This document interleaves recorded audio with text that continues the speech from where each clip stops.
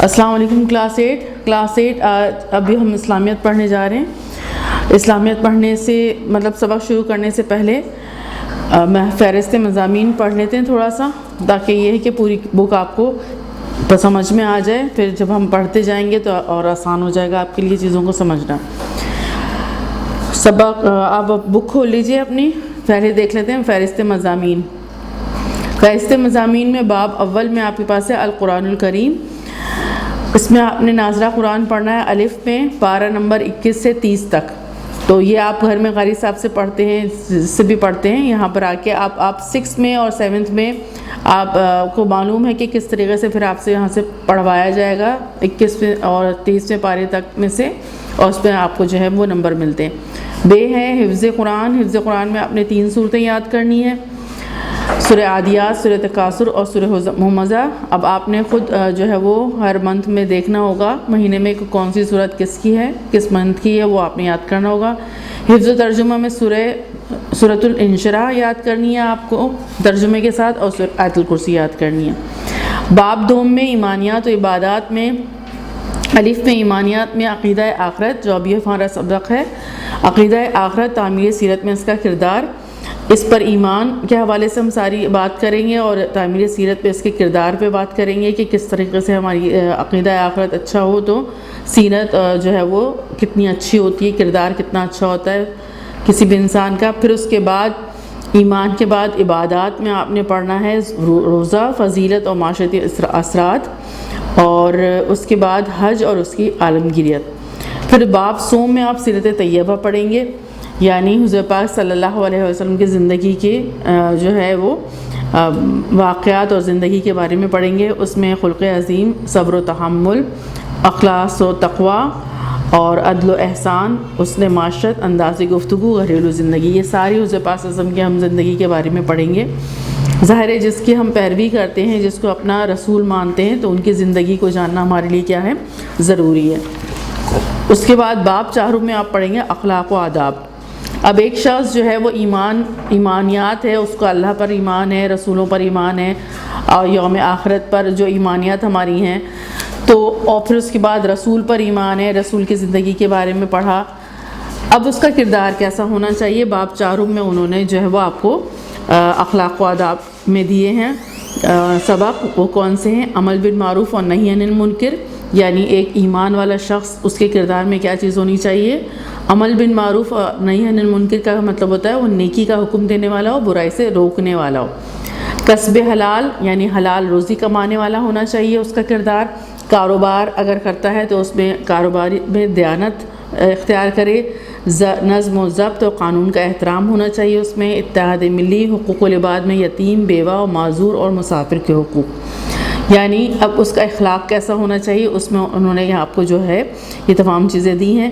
اور باب پنجم میں آپ کے پاس جو ہے وہ ہدایت کے سرچشمے مشاہیر اسلام، یعنی باب پنجم میں ہم یہ دیکھیں گے کہ جو اسلام کے ماننے والے ہیں ان میں کون کون سی ایسی مشہور شخصیات ہیں، ان کے بارے میں ہم پڑھیں گے جنہوں نے اسلام کو، ایمان بھی تھا ان کے اندر، حضور پاک کی سیرت کو بھی انہوں نے دیکھا، اور اپنے اخلاق کو بھی دین اسلام کے مطابق بنایا، تو مشاہیر اسلام کے لائے، یعنی مسلمانوں کی، یعنی اسلام کی مشہور شخصیات۔ ان میں کن کو پڑھیں گے آپ؟ حضرت فاطمہ الزہرا رضی اللہ عنہا کو پڑھیں گے، محمد بن قاسم کو پڑھیں گے، ابو علی ابن سینا کو پڑھیں گے، شاہ ولی اللہ محدث دہلوی رحمۃ اللہ علیہ، ان سب کو پڑھیں گے، ان کی شخصیات پڑھیں گے۔ اب یہ ہم نے دیکھ لیا، اور اب آ جائیے صفحہ نمبر 6 پر۔ صفحہ نمبر 6 پر ایمانیات و عبادات۔ سبق شروع کرنے سے پہلے ہم ایمانیات و عبادات کا تعارف پڑھیں گے۔ یہاں پر کھولیے آپ نے صفحہ نمبر 6، ایمانیات و عبادات تعارف۔ ایمانیات ایمان سے ماخوذ ہے، یعنی ایمان سے لیا گیا ہے یا ایمان سے نکلا ہے۔ ایمان کا مفہوم ہے کہ تصدیق کرنا، یقین رکھنا، بھروسہ کرنا، تابعدار و مطیع ہونا۔ ایمان کو اگر ہم اس کا پورا مفہوم سمجھیں تو اس کا مطلب کیا ہوتا ہے؟ مفہوم کا مطلب ہوتا ہے سمجھنا۔ تصدیق کرنا یعنی ہم دل سے کسی چیز کی تصدیق کریں کہ ہاں بھئی یہ واقعی بالکل صحیح بات ہے، پھر اس پر یقین کرنا، اس پر بھروسہ کرنا، اس کے تابعدار ہونا، مطیع ہونا یعنی اس کے مطابق فرما برداری اختیار کرنا اور اس کے تحت چلنا، زندگی گزارنا، تو یہ کہلاتا ہے ایمان۔ ایمانیات سے مراد وہ عقائد و افکار ہیں جن پر یقین رکھنا ایک مسلمان کے لیے لازم ہے۔ عقائد اور افکار کا مطلب ہوتا ہے عقیدہ سے نکلا ہے، عقائد عقیدے سے نکلا ہے۔ عقیدہ کا مطلب کیا ہوتا ہے؟ کسی بھی چیز کے لیے آپ اپنے دل و دماغ میں ایک گرہ باندھ لیں، اس کو سچا جانیں، پختہ یقین رکھیں تو وہ عقیدہ بن جاتا ہے۔ اور افکار کا مطلب ہوتا ہے فکر یا سوچ، یعنی آپ کی پختہ سوچ کسی چیز پر قائم ہو جائے تو وہ کیا، اور یقین آپ کو اس کا ہو جائے تو وہ عقائد و افکار کہلاتے ہیں اور وہی ایمانیات بھی ہیں۔ تو ایک مسلمان کا کن چیزوں پر جو ہے وہ یقین رکھنا لازم ہے؟ اسلام اپنی تعلیمات میں جن عقائد و افکار پر یقین رکھنا لازمی قرار دیتا ہے وہ یہ ہیں: اللہ تعالیٰ پر ایمان، اس کے فرشتوں پر ایمان، آسمانی کتابوں پر ایمان، تمام رسولوں، آخرت، تقدیر اور مرنے کے بعد دوبارہ زندہ ہونے پر یقین رکھنا۔ جب تک کوئی شخص ان عقائد پر مطلب ان تمام چیزوں پر دل سے یقین نہیں رکھتا، ان کو نہیں مانتا، اسے مومن نہیں کہا جا سکتا، یعنی ایمان والا شخص نہیں کہا جا سکتا۔ اگر ان تمام چیزوں کو مانے گا تو پھر وہ کیا ہے؟ مسلم کہلائے گا، اور حد درجے یقین ہونا چاہیے۔ تو جب یقین ہوگا تو عمل بھی درست ہوگا، تب وہ شخص کیا کہلائے گا؟ مومن کہلائے گا۔ عبادت سے مراد کیا ہے؟ جب ظاہر شخص مومن ہو گیا تو اب کیا ہے؟ وہ صرف اور صرف کس اللہ تعالیٰ کی عبادت کرے گا، اور اس کی عبادت کس انداز کی ہوگی؟ عبادت سے مراد اللہ تعالیٰ کے حضور اپنی عاجزی اور انکساری کا اظہار ہے۔ عبادت سے مراد کیا ہے؟ اللہ تعالیٰ کے حضور اپنی عاجزی اور انکساری۔ عاجزی اور انکساری کا مطلب ہوتا ہے بے بسی اور مجبوری کا اظہار کرنا ہے۔ مطلب ہم اللہ تعالیٰ ہم بے بس ہیں، ہم مجبور ہیں، ہم کچھ نہیں کر سکتے جب تک کہ آپ کچھ نہ کریں ہمارے لیے۔ تو ہم کیا ہیں؟ اللہ تعالیٰ کے سامنے جب نماز کے لیے کھڑے ہوتے ہیں، دعا کرتے ہیں، دعائیں کرتے ہیں، اور جو بھی ہم عبادت کرتے ہیں تو ہم اس بات کا اظہار کریں، دل سے بھی یقین کریں اور اظہار کریں اس بات کا کہ اللہ تعالیٰ ہم تو بے بس ہیں۔ تو عبادت سے مراد اللہ تعالیٰ کے حضور اپنی عاجزی اور انکساری کا اظہار کرنا اور اس کی ہدایت کے مطابق زندگی بسر کرنا ہے۔ اب جب ہم عاجز ہیں، مجبور ہیں، کس کے آگے مجبور ہیں، کس کے آگے عاجز ہیں؟ اللہ تعالیٰ کے آگے عاجز ہیں، تو پھر اس کی ہدایت کے مطابق زندگی گزاریں گے تو پھر وہ ہماری دعاؤں کو قبول کرے گا اور ہمارے لیے آسانیاں پیدا کرے گا۔ تو اب اس کی ہدایات کہاں ہیں؟ قرآن مجید میں ہیں۔ اس ہدایت کے مطابق زندگی گزارنا، تو اس کا مطلب ہے واقعی وہ بندہ جو ہے وہ اللہ تعالیٰ کو مانتا ہے اور اس بات کو مانتا ہے کہ اگر اس نے میرے لیے کچھ نہیں کیا تو کچھ نہیں ہو سکتا، اگر وہ راضی نہ ہو تو مجھے کہیں کوئی کامیابی نہیں نصیب ہو سکتی، نہ دنیا میں نہ آخرت میں۔ تب وہ کیا ہے؟ اپنی زندگی اللہ تعالیٰ کے کہنے کے مطابق گزارے گا اور اپنے آپ کو کچھ نہیں سمجھے گا۔ ارکان اسلام کو درست طریقے سے ادا کرنا، سماجی و معاشی معاملات میں اللہ تعالیٰ کی ہدایت پر عمل کرنا، ملکی اور بین الاقوامی تعلقات اللہ تعالیٰ کے رہنمائی کے مطابق استوار کرنا یعنی استوار کرنا عبادت میں شامل ہے۔ اب جب وہ اللہ تعالیٰ پر ایمان رکھتا ہے اور اپنے آپ کو عاجز سمجھتا ہے اور مجبور اور بے بس سمجھتا ہے کہ اس کی مدد آئے گی تو میں کچھ ہوں، اور اگر اس کی مدد نہیں آئے گی تو میں کچھ بھی نہیں ہوں، میری زندگی تباہ و برباد ہو جائے گی، تو وہ چاہے وہ سماجی معاملات ہوں یعنی سوسائٹی میں وہ جو رہ رہا ہے جہاں پر ارد گرد کے معاملات، معاشی معاملات ہوں، روزی کے یعنی معاشی کا مطلب ہوتا ہے روزگار کے معاملات ہوں، یا پھر ملکی اور بین الاقوامی ہوں یعنی باہر ممالک سے ہمارے تعلقات، ہمارے ملک کے معاملات سارے، تو وہ کیا کرے گا؟ اللہ تعالیٰ کی رہنمائی کے مطابق اسے چلانے کی کیا کرے گا؟ کوشش کرے گا۔ تو یہی چیز کیا کہلاتی ہے؟ عبادت کہلاتی ہے۔ عبادت صرف یہ نہیں ہے کہ ہم جو ہے وہ 5 وقت جا کے صرف جو ہے وہ نماز پڑھ کے آ جائیں، تو مسجد میں تو ہم ایمان والے ہیں اور مسجد سے باہر وہی اپنی زندگی اور وہی اپنا رویہ، تو ایسا شخص جو ہے وہ عبادت میں نہیں ہے۔ عبادت اصل کیا ہے؟ پوری زندگی اللہ کے کہنے کے مطابق گزارنا ہی کیا کہلاتی ہے؟ عبادت کہلاتی ہے۔ اور اللہ تعالیٰ نے بڑی آسانیاں رکھی ہیں اور اللہ تعالیٰ مشکلات سے نکالنے والے ہیں۔ یہ تو ہماری کم علمی ہے جس کی وجہ سے ہم اپنے آپ میں یہ سمجھتے ہیں کہ شاید ہم اگر اللہ کے کہنے پر چلیں گے تو ہمیں زیادہ تکلیف اٹھانی پڑے گی. ایسا نہیں ہے, ہم تکلیف سے باہر آ جائیں گے اور ہمیں خوشیوں کی زندگی یہاں پر نصیب ہوگی, یہاں پر بھی اور آخرت میں بھی. ہمارے پاس علم نہیں ہے, ہم جو ہے وہ دین کے معاملے میں لا علم ہے, اس لیے ہمیں شیطان نے بہکا رکھا ہے کہ نہیں ہم مشکل میں پڑ جائیں گے, حالانکہ ہم مشکل سے نکل آئیں گے. تب وہ زندگی بھی کیا کہلائے گی؟ عبادت والی زندگی کہلائے گی, اور پرسکون اور اچھی زندگی ہوگی, اس دنیا کی بھی اور آخرت کی بھی. اب آپ آ جائیے اپنے اصل سبق کی طرف, صفحہ نمبر 7 پر. ایمانیات, عقیدہ آخرت اور تعمیر سیرت میں اس کا کردار. عقیدہ آخرت کا مفہوم میں نے ابھی معنی بتایا آپ کو. مفہوم کے معنی کیا ہے؟ عقل میں آنا یا سمجھ میں آنا. عقیدہ آخرت کا مفہوم کیا ہے؟ عقیدہ کے لفظی معنی ہیں کسی چیز پر پختہ یقین رکھنا. آخرت کے معنی ہیں بعد میں آنے والی زندگی. عقیدہ آخرت سے مراد ہے ایسی زندگی پر پختہ یقین رکھنا جو اس دنیا کی زندگی کے بعد آنے والی ہے. عقیدہ آخرت اسلام کے بنیادی عقائد میں سے ایک اہم عقیدہ ہے. اسلامی تعلیمات کے مطابق ایک دن اللہ تعالیٰ اس دنیا اور اس کی تمام مخلوقات کو فنا کر دے گا. فنا کا مطلب ہوتا ہے ختم کر دے گا, یعنی اس دنیا کے بعد ایک اور زندگی آنے والی ہے, اور یہ دنیا کیا ہو جائے گی؟ مکمل طور پر فنا اور ختم ہو جائے گی. پھر وہ ایک اور دوسری جہاں کی تخلیق کرے گا. عقیدہ آخرت اسلام کے بنیادی عقائد میں سے ایک اہم عقیدہ ہے. اسلامی تعلیمات کے مطابق ایک دن اللہ تعالیٰ اس دنیا اور اس کی تمام مخلوقات کو فنا کر دے گا. فنا کر دے گا یعنی ختم و تباہ کر دے گا. آپ چھوٹی کلاسز سے بھی یہ تمام چیزیں پڑھتے ہوئے آ رہے ہیں کہ ساری دنیا کیا ہو جائے گی؟ ختم ہو جائے گی, اور ہم ایک دن ہوگا کہ ہم اللہ تعالیٰ کے حضور کھڑے ہوں گے. تو جب یہ دنیا پوری فنا و ختم ہو جائے گی, پھر وہ ایک دوسرے جہاں کی تخلیق کرے گا جس میں سب کو دوبارہ زندگی بخشے گا. یعنی دوبارہ سب کیا ہو جائیں گے؟ زندہ ہو جائیں گے, اور سب لوگ اللہ تعالیٰ کے سامنے حاضر ہوں گے.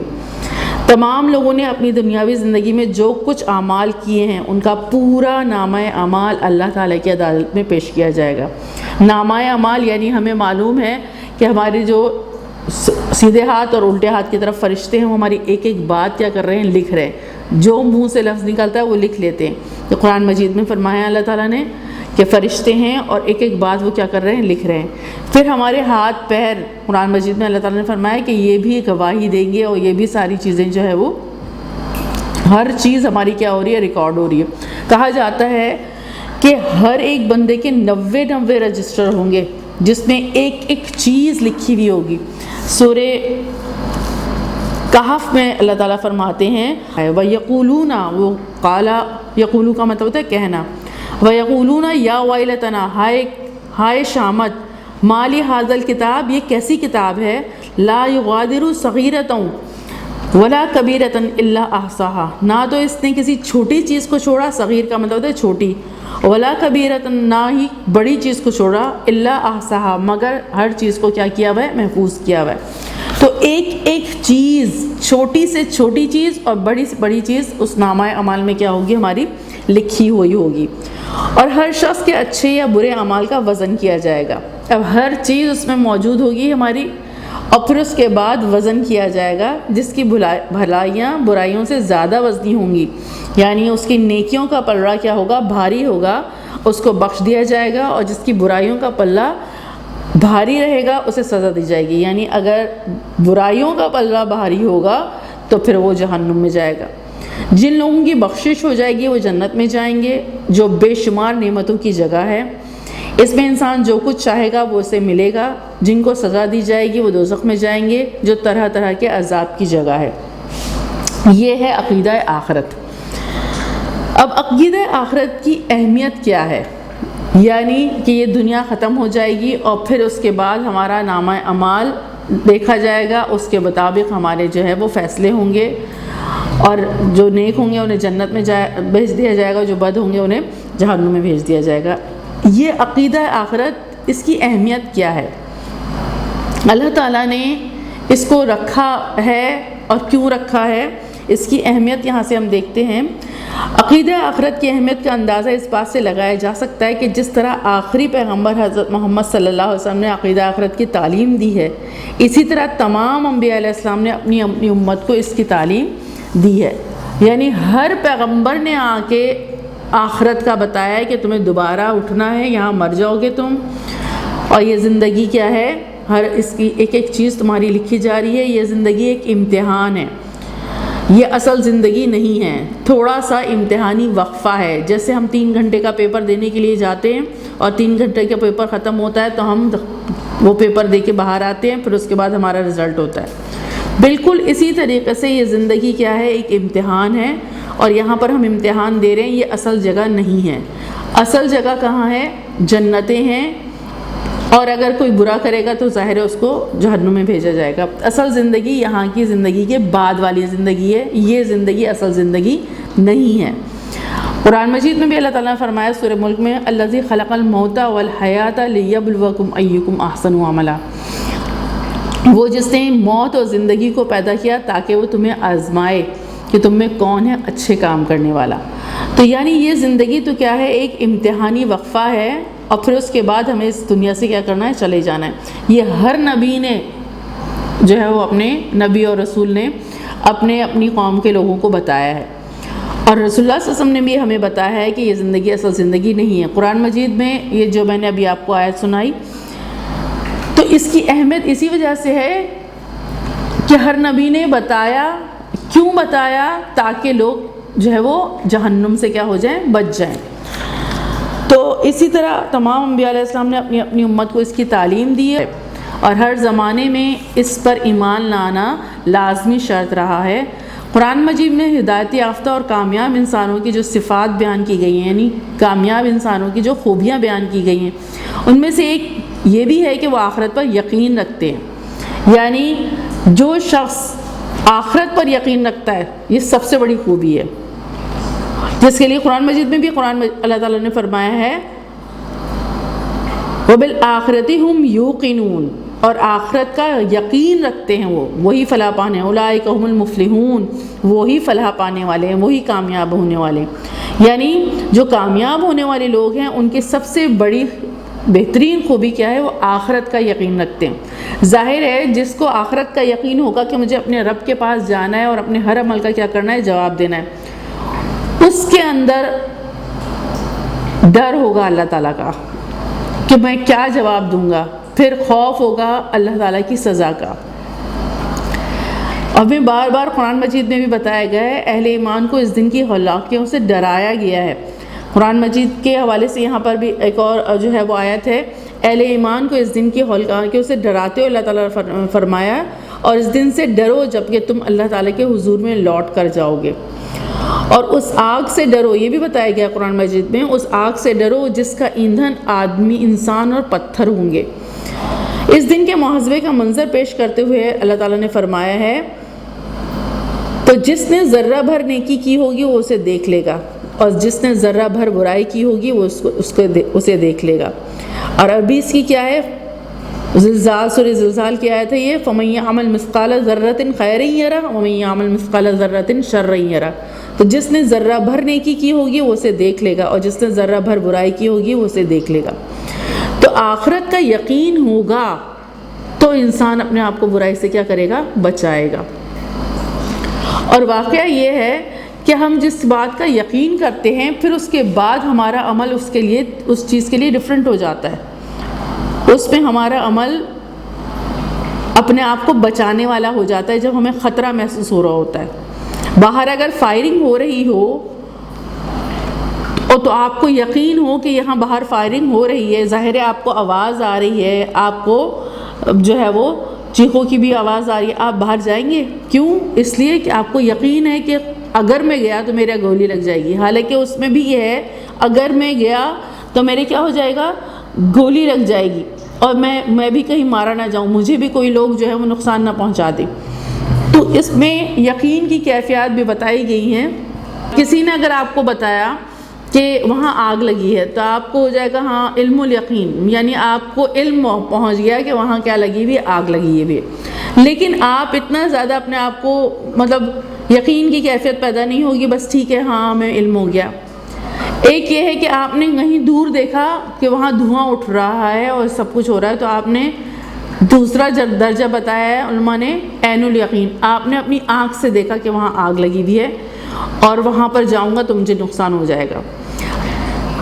ایک چیز کیا ہے کہ آپ گئے اور آپ نے جا کے اسے چیک کیا اور انگلی ڈال کے دیکھا، اور آپ کو آپ کی انگلی اس سے کیا ہوئی، جب انگلی اس میں گئی تو آپ کو حق الیقین ہو گیا، یعنی پکا یقین ہو گیا کہ نہیں بھائی یہ تو آگ ہے۔ تو اتنا گہرا یقین، جتنا گہرا یقین ہوگا اتنا ہی آپ اپنے آپ کو کیا کریں گے، محفوظ کرنے کی کیا کریں گے، کوشش کریں گے۔ تو یہاں ہی جب بھی اللہ تعالیٰ نے قرآن مجید میں سورہ بقرہ میں بتایا ہے وَبِالْآخِرَةِ هُمْ يُوقِنُونَ، تو جو اچھے اور کامیاب لوگ ہیں وہ آخرت پر بھرپور یقین رکھتے ہیں۔ اب جن کا پکا یقین ہوگا کہ نہیں بھائی مجھے اللہ تعالیٰ کے پاس جانا ہے اور مجھے اپنے ہر عمل کا کیا کرنا ہے، جواب دینا ہے، تو وہ اپنے آپ کو گناہوں سے کیا کرے گا، بچانے کی کوشش کرے گا۔ پھر وہ کام نہیں کرے گا جس کی وعیدیں قرآن مجید میں آ گئی ہیں۔ اصل میں بات یہ ہے یہ یقین کی کیفیت ہماری پیدا کیسے ہوگی، ہم اس بات کا یقین کیسے کر سکتے ہیں کہ آخرت ہونے والی ہے؟ یہ پیدا ہوتی ہے جب ہم قرآن مجید کو سمجھ کے پڑھتے ہیں۔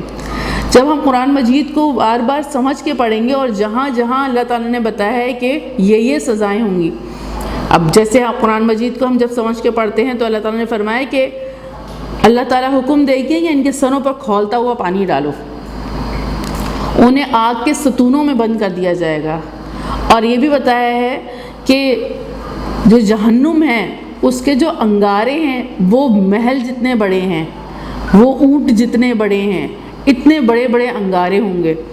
تو جب تک ہم قرآن مجید کو سمجھ کے نہیں پڑھیں گے تو ہمارے اندر یقین کی کیفیت پیدا نہیں ہوگی، اور جب یقین کی کیفیت پیدا نہیں ہوتی کسی کے اندر تو آپ اچھی امید اس سے رکھ ہی نہیں سکتے۔ کیوں؟ وہ دنیا کو سب کچھ سمجھے گا اور دنیا میں اپنا نقصان کرنا نہیں چاہے گا، اور دنیا میں پھر وہ چاہے گا کہ چاہے غلط سے ہو صحیح سے ہو بس میرا فائدہ ہو جائے، چاہے کسی کو تکلیف ہو چاہے کسی کو نقصان ہو۔ عموماً لوگ اسی انداز کی باتیں کرتے ہیں، بھائی آخرت کس نے دیکھی، آخرت میں جب دیکھی جائے گی۔ تو جب اس طرح کا رویہ ہمارے لیے آخرت کا ہوتا ہے تو ہمارے کرداروں میں فرق پیدا نہیں ہوتا، اور ہم یہ سوچتے ہیں ارے بھائی یہاں کا فائدہ اٹھا لیں، آخرت میں آخرت کی دیکھی جائے گی۔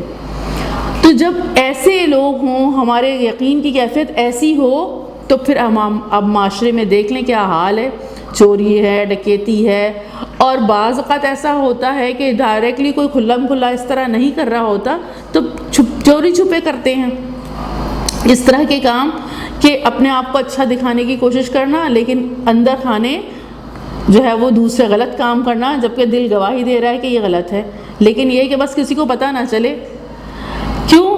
کیونکہ ان کا اس بات پر یقین نہیں ہوتا کہ ایک ذات ہے جو ہمیں دیکھ رہی ہے اور پھر ہمیں واپس جانا ہے اور اللہ تعالیٰ کو ہر عمل کا کیا کرنا ہے، جواب دینا ہے۔ تو بہت سے لوگ اس طرح کے راستے اختیار کرتے ہیں کہ بس وہ پکڑے نہ جائیں۔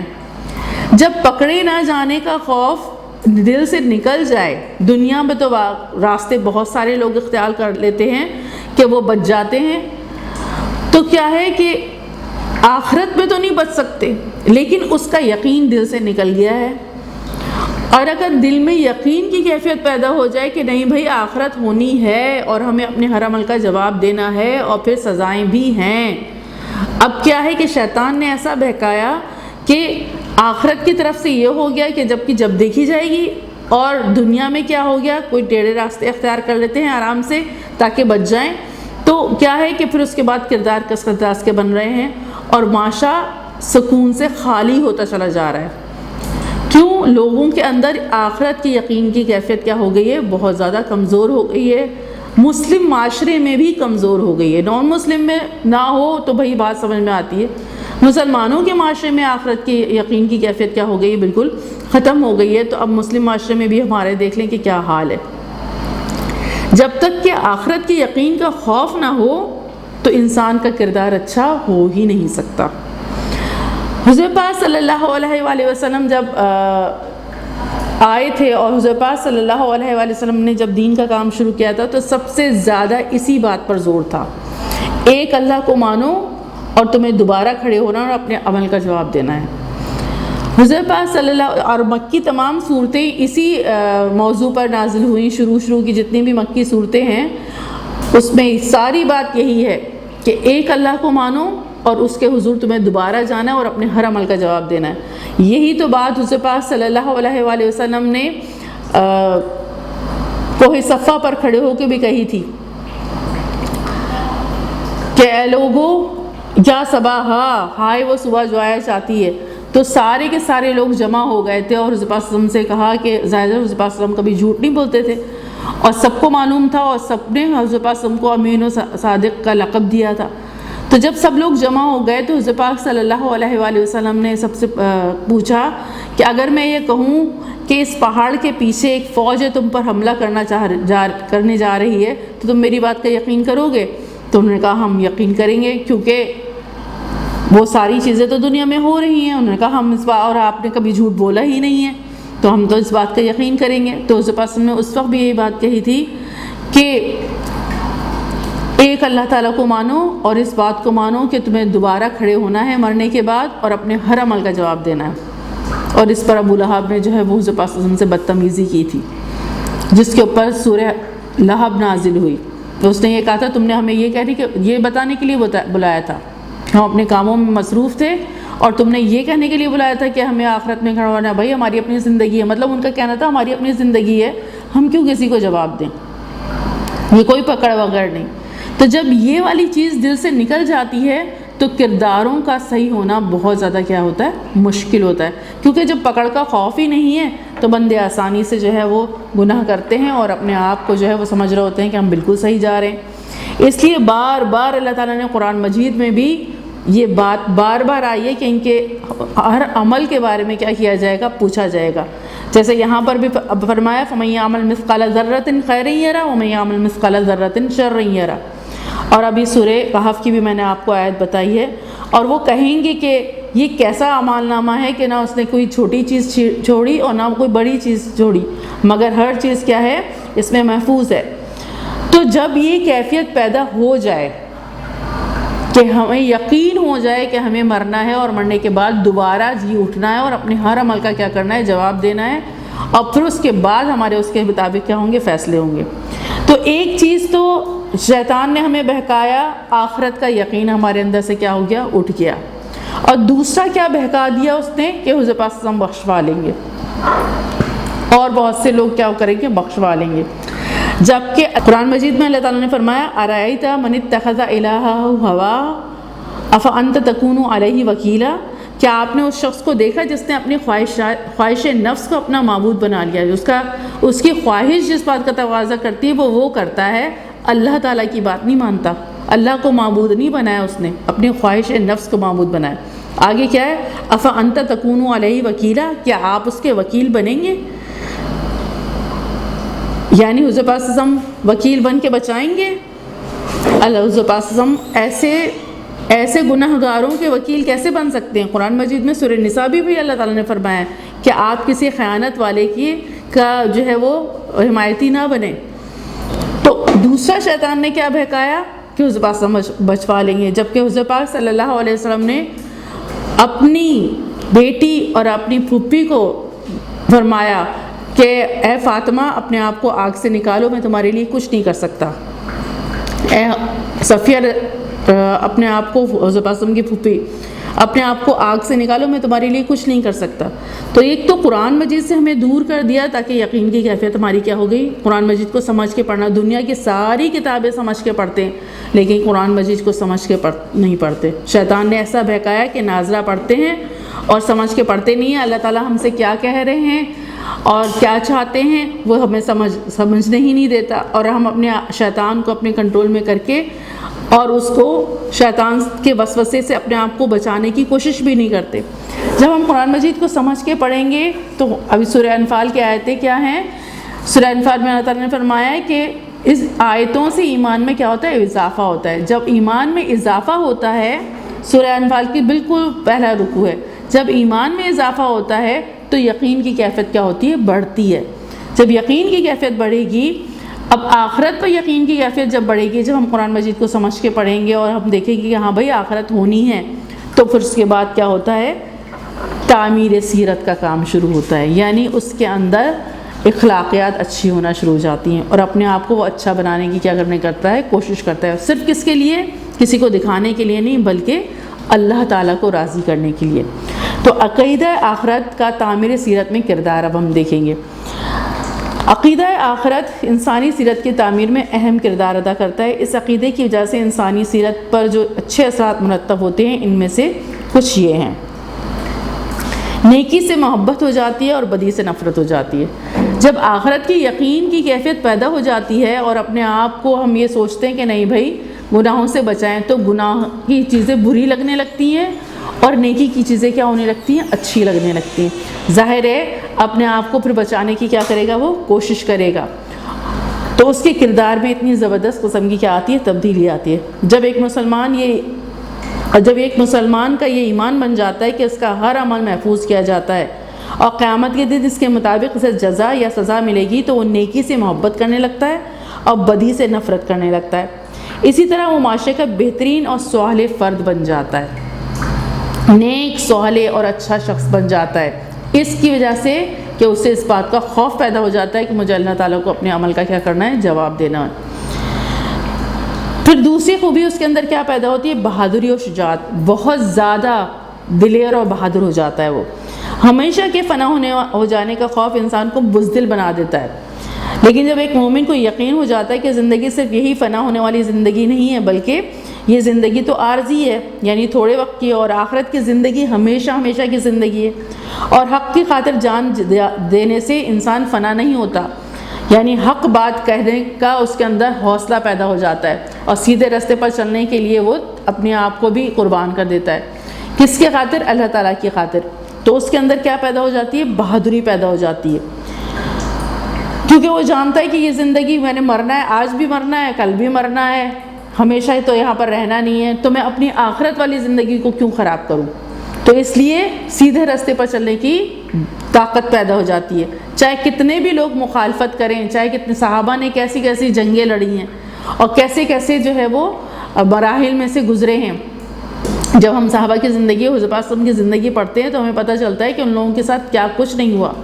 جیسے حضرت خباب رستانہ کے ساتھ کیا ہوا، انگارے دہکائے اور کہا کہ اپنی شرٹ اتارو، اپنی کرتا اتارو اور لیٹ جاؤ اس پہ۔ وہ نہیں ڈرے، وہ لیٹ گئے، کیونکہ مکے میں یہ حکم تھا کہ تمہارے ٹکڑے بھی کر دیے جائیں تو ہاتھ نہیں اٹھانا، کیونکہ اس وقت ابھی طاقت پوری جمع نہیں ہوئی تھی اور تعداد بہت کم تھی، تو اللہ تعالیٰ نے جو حکم اس وقت دیا وہ حکم اہم تھا۔ تو ایک اکیلا شخص بھی اتنا بہادر تھا اور وہ لیٹ گئے، اور جو انگارے ہیں وہ بجھے ہیں، کس سے؟ ان کی چربی پگھل کے اس پہ گری ہے تو وہ بجھے ہیں۔ اسی طریقے سے حضرت عمار کے والد حضرت یاسر اور حضرت سمیہ رضوانہ، عورتیں بھی اتنی بہادر ہوا کرتی تھی، ابو جہل بار بار آ کے ان کو باندھ دیا ایک پلر سے، اور اس کے بعد بار بار کہہ رہا ہے کہ وہ اس لکڑی کے بت کو کہو کہ اس میں بھی کچھ ہے۔ انہوں نے کہا احد احد، اس نے نیزہ اٹھایا اور ان کے اوپر ان کے اندر گھونپ دیا اور وہ شہید ہو گئی۔ وہ ڈری نہیں، انہوں نے پھر بھی کہا اللہ تعالیٰ ایک ہے، میں نہیں مانتی۔ تو کیا ہوتا ہے کہ جب آخرت کا یقین ہو جائے کہ یہ زندگی کیا ہے، آخرت کا یقین ہو جاتا ہے کہ یہ زندگی اصل زندگی نہیں ہے، ہمیں تو مر جانا ہے، تو حق کی خاطر وہ کیا ہو جاتے ہیں، بہادر ہو جاتے ہیں اور اللہ کی راہ میں اپنی جان بھی دے دیتے ہیں۔ اور ہمیں بتایا گیا کہ وہ سیدھے کدھر جائیں گے، جنت میں جائیں گے، تو وہ حق کی خاطر جان دینے کے لیے تیار رہتا ہے۔ اسی طرح اس کے دل میں شجاعت و بہادری پیدا ہوتی ہے۔ پھر کیا چیز پیدا ہو جاتی ہے، صبر و تحمل۔ یہ عقیدہ انسان میں صبر و تحمل کا جذبہ پیدا کرتا ہے، کیونکہ ایک مومن کو یہ یقین ہوتا ہے کہ حق کی خاطر جو تکلیف آتی ہے اسے برداشت کرنے سے آخرت میں اجر ملتا ہے۔ قرآن مجید میں ارشاد ہے انما یوفی الصابرون اجرہم بغیر حساب، سورہ زمر آیت نمبر 10۔ جو صبر کرنے والے ہیں ان کو بے شمار ثواب دیا جائے گا، ثواب ملے گا، بے شمار ثواب ملے گا۔ تو ان کے لیے صبر و تحمل، صبر کرنا آسان ہو جاتا ہے، کیونکہ وہ جانتے ہیں کہ زندگی اصل زندگی نہیں ہے اور مرنے کے بعد مجھے اللہ تعالیٰ کے پاس جانا ہے، اور مجھے اس صبر کا کیا ملے گا، اجر ملے گا۔ جہنم میں جو لوگ جائیں گے اور وہاں جب تکلیفیں اٹھا رہے ہوں گے تو پھر ان سے کہا جائے گا کہ اب صبر کرو یا رو پیٹو جو کچھ بھی کرو برابر ہے، وہاں کوئی اجر نہیں ملے گا اس کا۔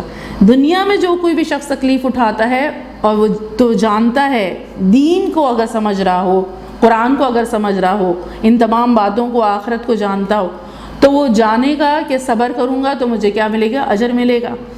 تو یہ تمام چیزیں جو ہے وہ اس سے پیدا ہوتی ہیں۔ تو صبر اور تحمل، صبر کرنا ان کے لیے کیا ہو جاتا ہے؟ آسان ہو جاتا ہے۔